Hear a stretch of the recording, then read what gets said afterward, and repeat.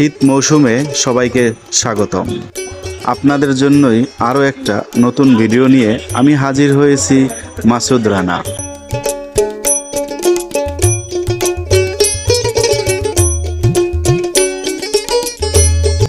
এই মৌসুমে মৌমাছির দলগুলি ছুটে চলে আসে সরিষা ফুলের রস নিতে।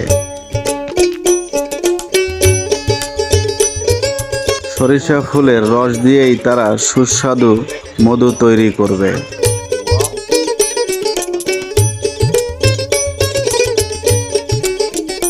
আমাদের এই ভিডিও আপনি কোন জেলা থেকে দেখছেন অবশ্যই কমেন্টস করবেন।